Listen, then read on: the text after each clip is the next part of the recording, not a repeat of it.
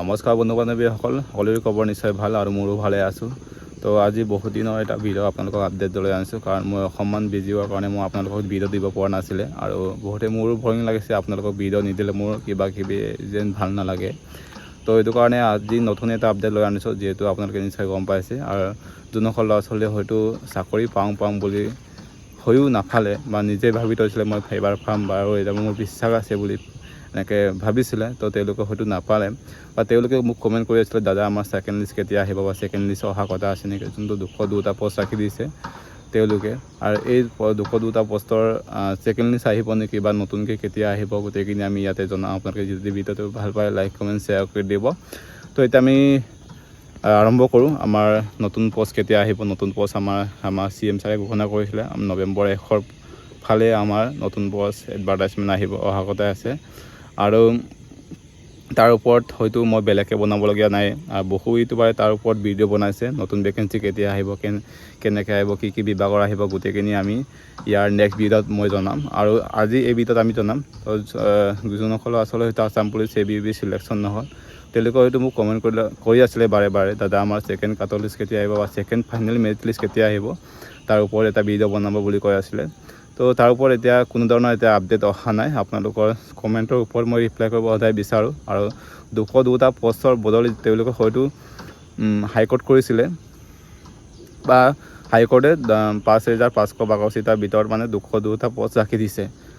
কিছুমান তাৰমানে কি হ'ল, 202জনে হয়তো আমাৰ হাইকোৰ্ট কৰা ল'ৰা ছোৱালী ওলাব পাৰে, কাৰণ এইটো কাৰণে 202টা পষ্ট ৰাখি দিছে। তেওঁলোকে হয়তো ছেকেণ্ড মেৰিট লিষ্ট এতিয়ালৈকে দিয়া কথা নাই, নটিচ একো অহা নাই। তো মই ভাবোঁ এইটো 202টা পষ্টটো আমাৰ নতুনকৈ ভেকেঞ্চি ওলাব লাগে। নৱেম্বৰ শেষৰ ফালে যোনটো আমাৰ নতুন ভেকেঞ্চি বা নতুন এডভাৰটাইজমেণ্ট ঘোষণা কৰিম বুলি CM ছাৰে নিজে কৈছিলে। তো এইটো কাৰণে মই ভাবোঁ যে আপোনালোকেও ভাবক যে এই 202টা পষ্ট নতুন ভেকেঞ্চিকে দিলে আপোনালোকৰ ইণ্টাৰভিউ যেতিয়া পাতিব, আপোনালোকে যেতিয়া নৱেম্বৰ 1 ফালে, যিহেতু আপোনালোকে নিশ্চয় গম পাইছে আমাৰ চবৰে নতুন ল'ৰা ছোৱালী হয়তো এপ্লাই কৰিব, তেওঁলোকৰ হয়তো কিছুমান বস্তু নাজানিব পাৰে। মই ইয়াৰ পাছত আপোনালোকক ভিডিঅ'ত দিবলৈ চেষ্টা কৰিম। যদি ভিডিঅ'টো ভাল পায় লাইক কমেণ্ট শ্বেয়াৰ কৰি দিব। আৰু এইখিনি পষ্টৰ ওপৰতে 202টা পষ্টৰ বদলি আজিলৈকে একো নটিচ অহা নাই, ছেকেণ্ড মেৰিট লিষ্ট অহা। আৰু আপোনালোকৰ এইখিনি কথাটো ক'লোঁ। আৰু যাতে যেন আপোনালোক নতুন ভেকেঞ্চিৰ কাৰণে কেনেকৈ প্ৰিপেৰেশ্যন কৰিব লাগে গোটেইখিনি মই হয়তো জনাবলৈ চেষ্টা কৰিম, আপোনালোকে কেনেকৈ কি কৰিব লাগে। আৰু আপোনালোকে নিশ্চয় গম পাইছে এতিয়াৰ পৰা ৰানিং কৰক, ৰানিংটো হাৰ্ড হয়। আজিৰ যুগত আপোনালোকে নিশ্চয় গম পাইছে এনেকুৱা টেকনিকেল যুগ বা আপোনালোকৰ কম্পিটিশ্যন যুগ। এই কম্পিটিশ্যন যুগটো আপোনালোকে নিশ্চয় গম পাইছে, ইমান হাই কাটক গৈছে ফিজিকেলত।